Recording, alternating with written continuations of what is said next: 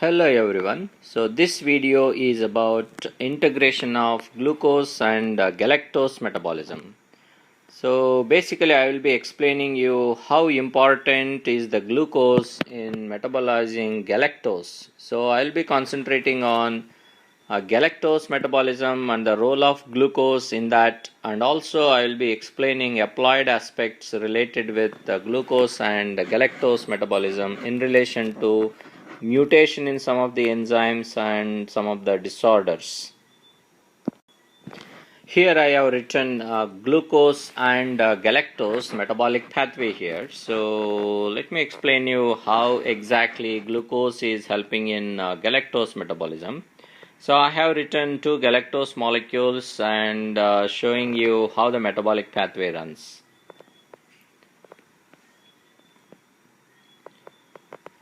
Now the glucose here, so is converted to glucose 6-phosphate, and glucose 6-phosphate is converted into glucose 1-phosphate. So glucose 6-phosphate is converted to glucose 1-phosphate, and that is done by phosphoglucomutase.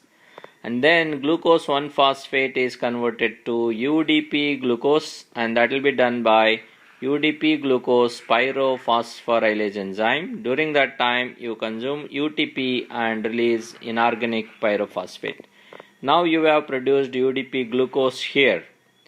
Now let's see how this UDP-glucose, which is coming from glucose, is participating in galactose metabolism. Now the galactose molecule is converted to galactose 1-phosphate done by galactokinase enzyme. Now the galactose 1-phosphate is converted to glucose 1-phosphate and UDP galactose. This job is done by galactose 1-phosphate uridyl transferase enzyme, and that we simply write it as GALT enzyme. Now look at the reaction here. Galactose 1-phosphate will condense with UDP-glucose, that's coming from glucose metabolism. UDP-glucose. UDP-glucose gets in here and is converted to UDP-galactose and glucose 1-phosphate. Now we'll have to take a look at where exactly these carbon atoms are going. Now the galactose 1-phosphate, see the carbons present in galactose 1-phosphate, they will be present here in UDP-galactose, right? And now UDP-glucose, so the carbons present in UDP-glucose here, these UDP-glucose carbons are present in glucose 1-phosphate. Now this phosphate is present here, that's glucose 1-phosphate, and the UDP here, it will be present in UDP-galactose. So overall what we have done here, so in the conversion of galactose 1-phosphate into UDP-galactose, galactose 1-phosphate, that galactose here in the galactose 1-phosphate is now in UDP-galactose, and UDP-glucose, the glucose part of that is in glucose 1-phosphate. Now effectively what we have done here is galactose 1-phosphate is going towards UDP-galactose, that's where is your galactose here, not yet converted to glucose. Now UDP-galactose in this reaction is going into UDP-glucose formation. As you can see, UDP-galactose is converted into UDP-glucose. UDP-galactose is converted to UDP-glucose by 4-epimerase enzyme. This UDP-glucose, see the carbons present in UDP-glucose is basically coming from galactose. So this, because we have converted UDP-galactose into UDP-glucose by 4-epimerase enzyme. This is where is your glucose, UDP-glucose. And I am marking all of them in pink color. See this galactose carbons, now they are in the form of UDP-galactose, and now that is converted to UDP-glucose. All the carbons present in glucose, they are all coming from galactose. Now this UDP-glucose in the second galactose metabolism, so it will be taken into second galactose metabolism. As you can see here, second galactose converted to galactose 1-phosphate, galactose is converted to galactose 1-phosphate, and that galactose 1-phosphate is converted to glucose 1-phosphate. During that time, UDP-glucose, that's from this galactose, first galactose molecule, is now converted to UDP-glucose, and that UDP-glucose is taken into the second galactose metabolism, and then it is participating and bringing UDP-galactose. Galactose 1-phosphate combining with UDP-glucose, and that will be released as UDP-galactose and glucose 1-phosphate. And the carbons present in this glucose 1-phosphate, they are from your first galactose molecule. See, this is the first galactose molecule. See, galactose 1-phosphate, first galactose molecule. Now that will be present in UDP-galactose. UDP-galactose converted to UDP-glucose. That gets into the second galactose metabolism and giving that glucose into this reaction, glucose 1-phosphate, and this galactose is now going into UDP-galactose. So let me color that differently now. So this galactose, second galactose, is now here, UDP-galactose. This UDP-galactose further, it can be converted into UDP-glucose by the same enzyme 4-epimerase, and that UDP-glucose can go into third galactose metabolism. So like this, for galactose metabolism, initially you need UDP-glucose, and that UDP-glucose, it comes from glucose itself. So glucose converted to UDP-glucose, initially it has to get into galactose metabolism, later you get UDP-glucose from the galactose itself, and then that will get into other galactose metabolic pathways. Now before I get into applied aspect here, so let me show you what will exactly happen to that the glucose 1-phosphate that is synthesized here. See, this is the glucose 1-phosphate, which is made from galactose there. So glucose 1-phosphate is converted to glucose 6-phosphate by phosphoglucomutase enzyme, and glucose 6-phosphate is converted to glucose by glucose 6-phosphatase enzyme. See, this is the glucose 6-phosphatase, which will convert glucose 6-phosphate into glucose. So if you color code it now, so ultimately you are going to get glucose from galactose. See, this is the galactose carbons present in glucose 1-phosphate. Now that is present in glucose 6-phosphate, and then you get glucose. All the carbons that are present in this glucose, they are all coming from galactose. So effectively, we have converted galactose into a glucose molecule. As you can see here, from this second galactose, so this is the galactose carbons are in the glucose carbons, and then you take here, and then your galactose is now in glucose. That's this galactose carbons are in this glucose and converted to glucose 1-phosphate, glucose 6-phosphate, and this glucose. Basically, glucose that is produced here, they are all coming from the first galactose molecule. Now this galactose, which is there coming from this galactose here, so the second galactose, that will be converted to UDP-glucose, and that gets into the third galactose metabolism. Like this, you can effectively convert galactose into glucose. Now let's see what all the other uses of UDP-glucose that we have synthesized. So here is your UDP-glucose. So one of the use of UDP-glucose is to go into galactose metabolism. Now other uses of UDP-glucose is it can go into glycogen synthesis. It can go into UDP-glucose can go into glycoproteins, proteoglycans, glycolipid formation. UDP-glucose can be converted to UDP-glucoronate, and this UDP-glucoronate can be used in bilirubin conjugation process, where bilirubin, unconjugated bilirubin, that is water insoluble bilirubin, is converted to water soluble bilirubin diglucoronate. This job is done by UGT1A1 enzyme. For that you need UDP-glucoronate, which is coming from UDP-glucose. Now this water soluble bilirubin it can be secreted into the bile and then it will be excreted in the feces. So this is how you can use UDP-glucose into UDP-glucoronate, and UDP-glucoronate participates in conversion of unconjugated bilirubin into conjugated bilirubin. And also UDP-glucoronate can be used in a drug detoxification process. Now, one of the enzymes that you have seen here is conversion of UDP galactose into UDP glucose. This is a 4-epimerase enzyme.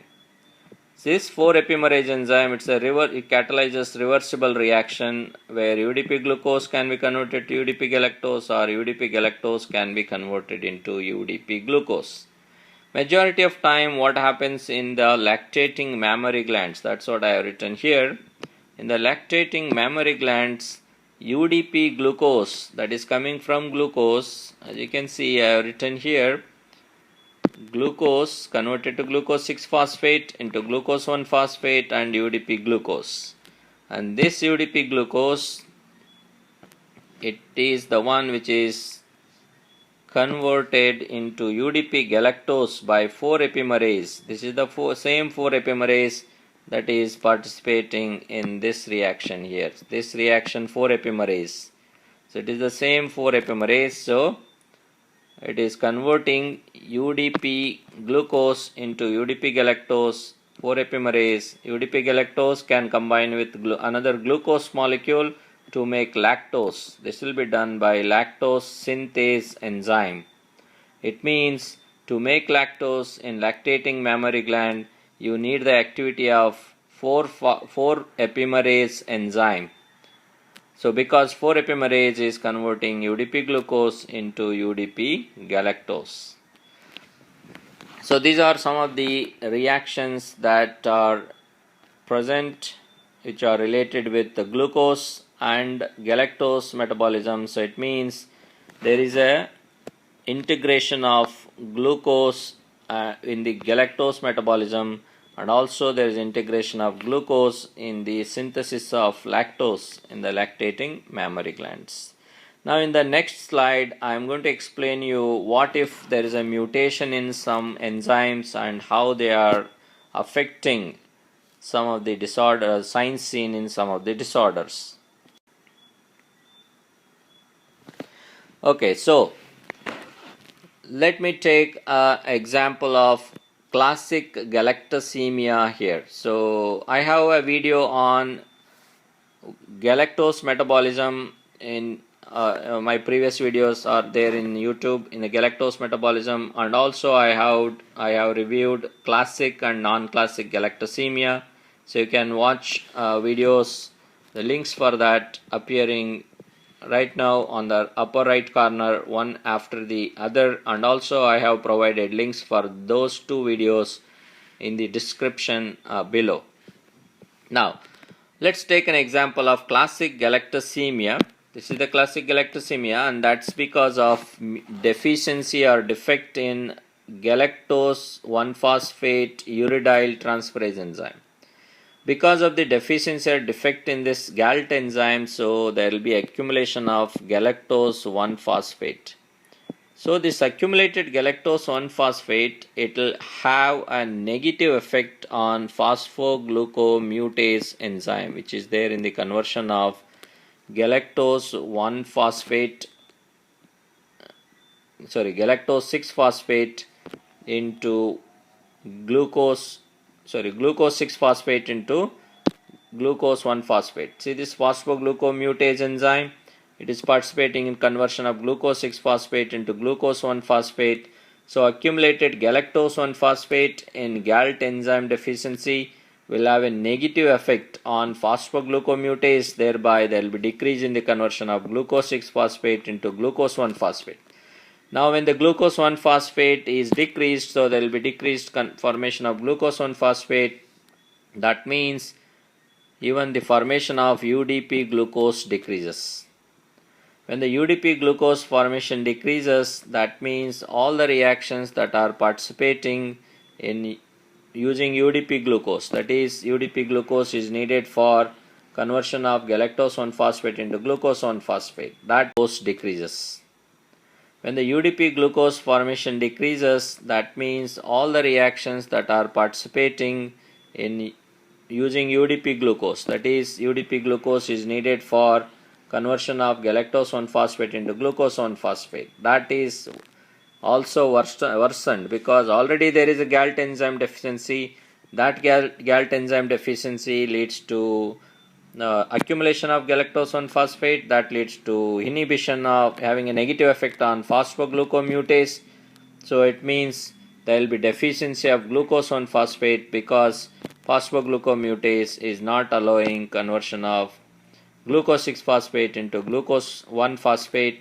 So deficiency of glucose 1-phosphate leads to deficiency of UDP glucose, and that will worsen galactose 1-phosphate uridyl transferase deficiency further. And also note that UDP galactose is needed for so many other, UDP glucose is needed for so many other reactions, glycogen synthesis, so there will be less glycogen stores available in these patients, leading to fasting hypoglycemia, and there will be decrease in glycoproteins, proteoglycans, glycolipid formation. And also one important thing is it is going to decrease UDP-glucoronate formation. So when the UDP-glucoronate formation is decreased, it means less availability of UDP-glucoronate, so will lead to decreased conversion of bilirubin, unconjugated bilirubin, water-soluble bilirubin into bilirubin diglucuronate. That process will be decreased. So there will be decreased, this process is decreased here. So that will lead to elevation of unconjugated bilirubin. So unconjugated bilirubin will be elevated, and that will give rise to jaundice, that is indirect jaundice. Patient will have indirect bilirubin, increase in indirect bilirubin, that is unconjugated bilirubin, and that will give rise, that is basically a jaundice, which is pre-hepatic jaundice.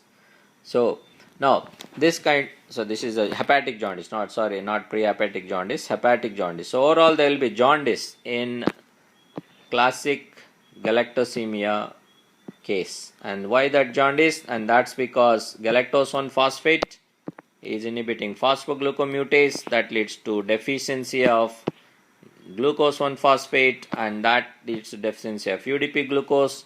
UDP glucose deficiency means there will be deficiency of UDP-glucoronate. That means there will be decrease in the conversion of bilirubin, non-conjugated bilirubin into conjugated bilirubin. That leads to elevation of unconjugated bilirubin, which is indirect bilirubin, giving rise to jaundice. Okay, so this is how you can connect classic galactosemia with jaundice. Now, what if there is a mutation in an enzyme that is in a gene coding for UDP-glucose pyrophosphorylase? What if this enzyme is mutated or not functioning fine?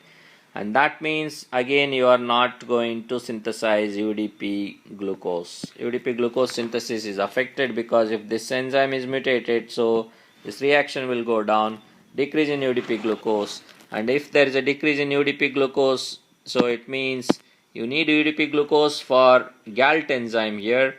So as you can see, UDP-glucose is needed for GALT enzyme for metabolizing galactose. So galactose metabolism will decrease. So that will lead to decrease in galactose metabolism, and of course it will also lead to decrease in glycogen synthesis, bilirubin conjugation, glycoprotein, glycolipids. All these molecule synthesis will also be decreased. So that's how you can connect mutation in UDP-glucose pyrophosphorylase affecting all the other metabolic pathways.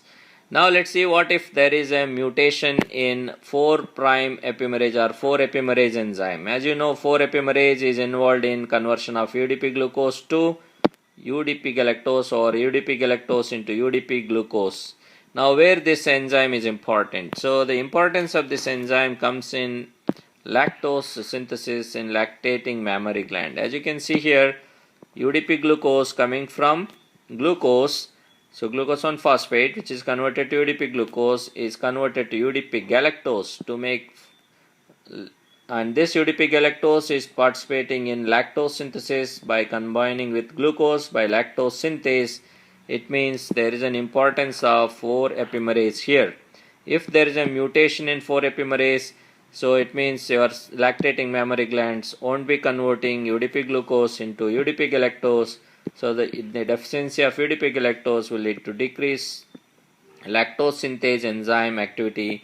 That will lead to decrease in milk formation in lactating mammary gland. You can say that, so it means like UDP galactose is not synthesized from glucose. So UDP glucose is the one which is synthesizing UDP galactose here. So in order to make milk in lactating mammary gland, so the pathway will be shifted to only UDP galactose that can be synthesized from galactose metabolism. Galactose converted to UDP galactose here, and this UDP galactose has to go into lactose synthesis, which is a very infrequent pathway. So majority of time lactating mammary glands will use glucose, make UDP glucose. UDP glucose is converted to UDP galactose by 4-epimerase, and that UDP galactose will get into lactose synthesis. So this is how we can understand how glucose and galactose metabolic pathways are connected. So that's all about integration of glucose and galactose metabolism. Thanks for watching, and for my other videos I have given link on the links are appearing now, and also